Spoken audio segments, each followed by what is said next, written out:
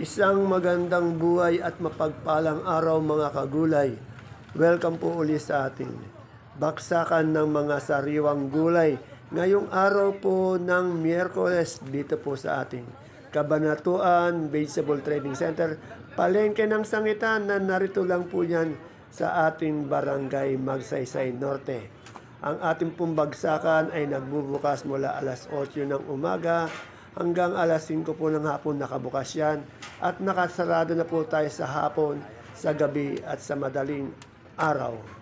Ang dating po ng ating mga sariwang gulay, magagandang gulay dito sa bagsakan, bandang alas 9, alas 10, alas 11, nagdadatingan po ang ating maraming magagandang gulay.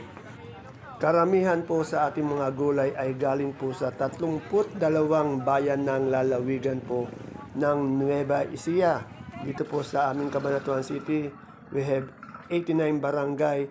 Yung ibang barangay ko, karamihan po sa barangay, marami din pong tanim na gulay tumana. At dito rin po nagbabaksak sa ating bagsakan. Ayan po, sakay po ng mga kolong-kolong ang ating mga gulay. Meron din po mga XLT, meron din mga SUV, at yung mga maliliit na truck na nagdadala ng mga gulay dito po sa ating bagsakan. Punong-puno po tayo ng gulay ngayong araw ng Miyerkules. Yung kalamansi po, alas 11 dumadating yun. Alas 10, alas 11. Yan, simulan po natin ating monitoring sa kamatis. Yung kamatis po nasa 12, 13 pesos per kilo. Medyo naudlot po yan. Galing po siya sa 7, 10, ngayon 12, 13 na po. Yung ating siling panigang naman po ay nasa 20 hanggang 25 pesos per kilo. Yung Taiwan po natin, medyo umangkat po, naging 70 na po yung Taiwan. At yung Sultan po natin, medyo angat po siya, 1,002 isang bundle. Sa palikpik naman po natin, meron tayong 35 po per kilo. At sa ating bonitong ampalaya, meron po tayong 50 pesos per kilo. Yung talong, medyo maganda-ganda na rin presyo, nasa 40 hanggang 45 pesos per kilo. Ang ating Sopiyang kalabasa po ay nasa 35 hanggang 38 pesos per kilo. Ang upo natin walang pagbabago, 150 isang bundle po. Yang okra po, umangat yan. Meron na po tayo ngayong 90 hanggang 100 pesos per kilo. At ang ating patolang palikpik ay nasa 35 pesos po ang isang kilo. Kaya 350 isang bundle. Sa pipinong bakla po, nasa 30 pesos po tayo per kilo sa pipino. At yung ating pechay po ay nasa 15 to 18 pesos per kilo. Yung ating namang mustasa, 25 pesos per kilo. Yan po ating pipinong puti, nasa 25 hanggang 30 pesos po per kilo. Yan po, nagsisimula na magdatingan yung ating mga kalamansi. Sa ating pong kamote, yung Taiwan Sea po natin pang malt, 50 pesos per kilo. Yung ubi, 45 pesos per kilo. Yung dilaw, 38 pesos per kilo. Yung puti naman po, 35 pesos per kilo.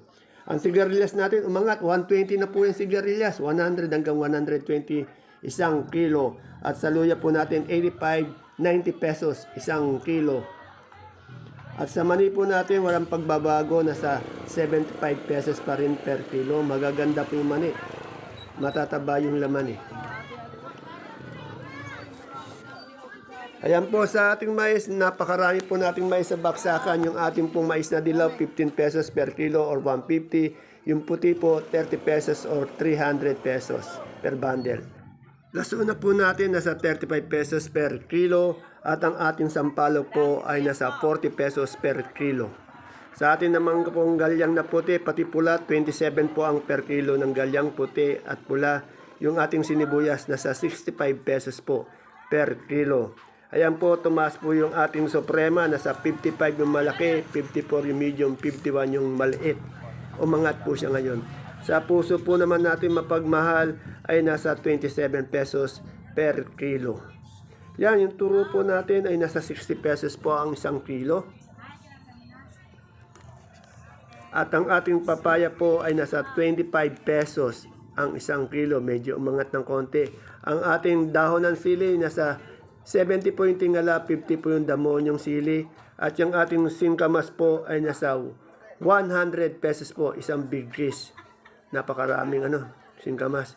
Yung ating po ngayon, daw ng sili po, nasa 70 pesos per kilo.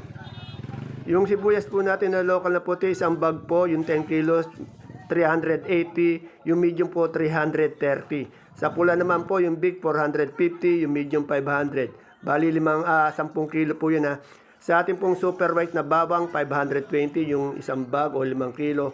Yung kanso po 450 yung big, yung small 440. Yung munggo po natin tumaas po ngayon 3,000 po ngayon yung ating munggong labo.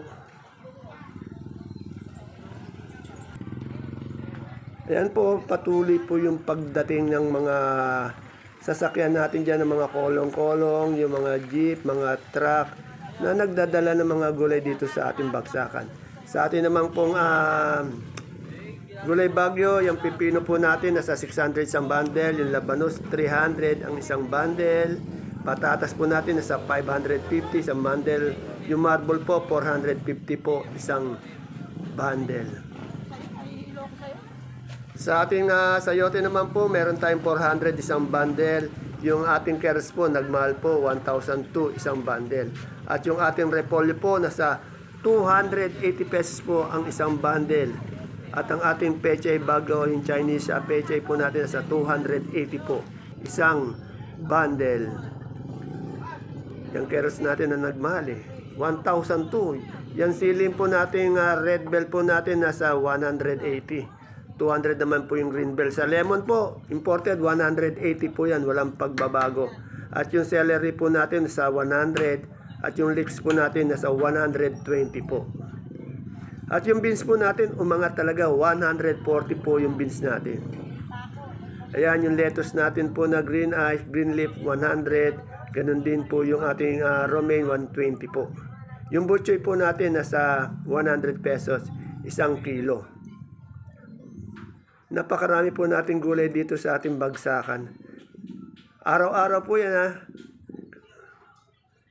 Ayun kagaganda po ng gulay. Ayan po yung sitsaro natin 200 pesos po yung sitsaro natin Ay yung ating cauliflower naman, broccoli 90, broccoli, cauli 100.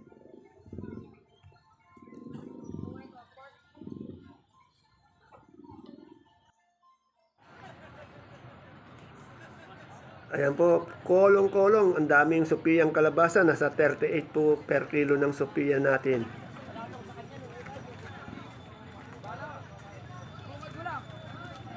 Yung talong natin po nasa 40 hanggang 45 pesos per kilo.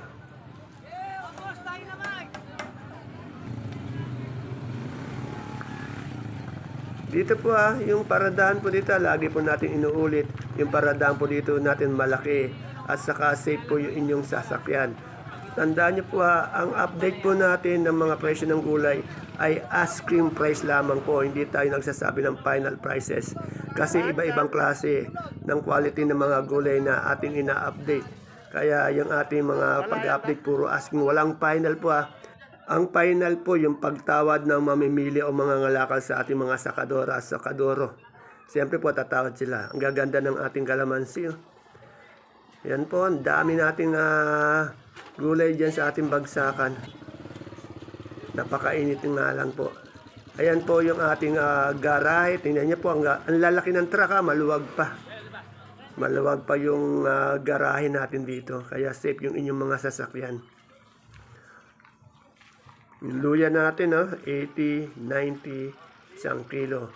O sige po, see you po again tomorrow sa ating monitoring ng mga gulay na bumabagsak dito sa ating Cabanatuan Vegetable Trading Center, Palengke ng Sangitan, na narito lang po yan sa ating Barangay Magsaysay Norte.